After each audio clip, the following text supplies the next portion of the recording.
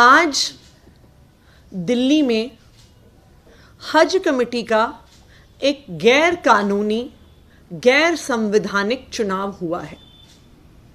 ना सिर्फ जो चुनाव हज कमेटी के चेयरमैन का हुआ है ये गैर कानूनी और गैर संवैधानिक है, जो हज कमेटी का नोटिफिकेशन हुआ है, जो हज कमेटी दिल्ली में बनी है, वो कमेटी ही गैर कानूनी और गैर संवैधानिक है। क्यों? क्योंकि जो हज कमेटी है, जो दिल्ली की चुनी हुई सरकार के तहत आती है, वो दिल्ली सरकार के रेवेन्यू डिपार्टमेंट में के तहत आती है। दिल्ली सरकार का रेवेन्यू डिपार्टमेंट शिक्षा, स्वास्थ्य, बिजली, पानी, राजस्व की तरह एक ट्रांसफर्ड सब्जेक्ट है जो दिल्ली की चुनी हुई सरकार के अधिकार क्षेत्र में आता है।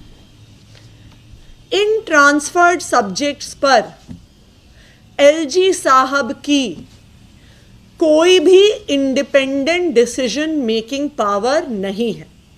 इस बात को बहुत क्लियर कट तरीके से सुप्रीम कोर्ट की संवैधानिक पीठ ने निर्णय करके बताया था।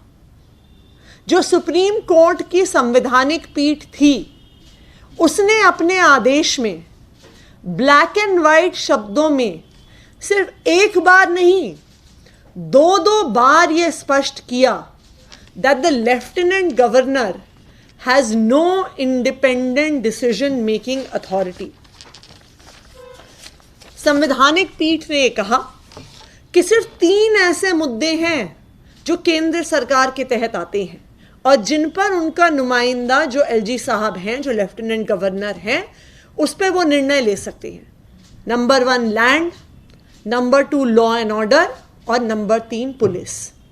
उसके अलावा, और ये पैराग्राफ 284(17) में बहुत स्पष्ट तौर से सुप्रीम कोर्ट ने अपने आदेश में लिखा, the lieutenant governor has not been entrusted with any decision making power.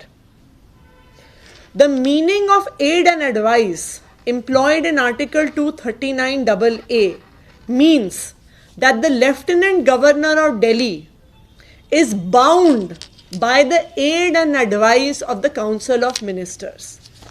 तो ये स्पष्ट है कि लेफ्टिनेंट गवर्नर को, एलजी साहब को बाध्यता है कि वो काउंसिल ऑफ मिनिस्टर्स की एडवाइस को फॉलो करें। और ना सिर्फ एक बार, 2 बार इस कॉन्स्टिट्यूशन बेंच के ऑर्डर में यही बात कही गई।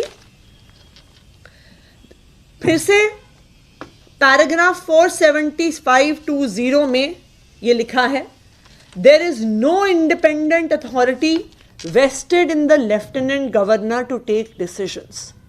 यह सुप्रीम कोर्ट की संवैधानिक पीठ का निर्णय है। तो जो हज कमेटी की फॉर्मेशन है, ना तो ये लैंड में आता है, ना ये लॉ एंड ऑर्डर में आता है, और ना ये पुलिस में आता है। ये रेवेन्यू डिपार्टमेंट के तहत आता है, जिस रेवेन्यू डिपार्टमेंट के बारे में संवैधानिक पीठ ने स्पष्ट तौर पे कहा है that the LG is bound to follow the aid and advice of the cabinet.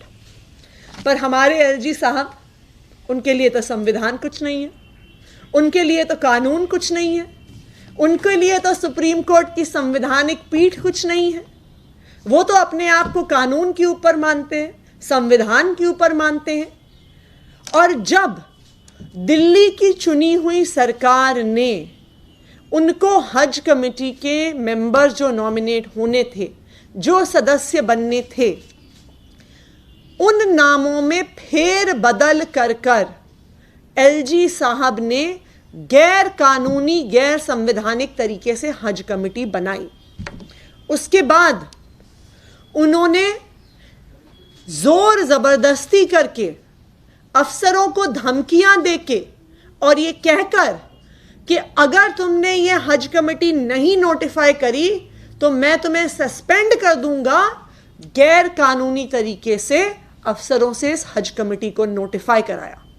और आज तीसरी गैर कानूनी गैर संवैधानिक हरकत एलजी साहब ने करी, जब उस गैर कानूनी तरीके से बनी हुई हज कमेटी, उस गैर कानूनी तरीके से नोटिफाइड हज कमेटी में आज तीसरा गैर कानूनी गैर संवैधानिक कदम उठाया गया, जब उस हज कमेटी में चेयरमैन का चुनाव हुआ।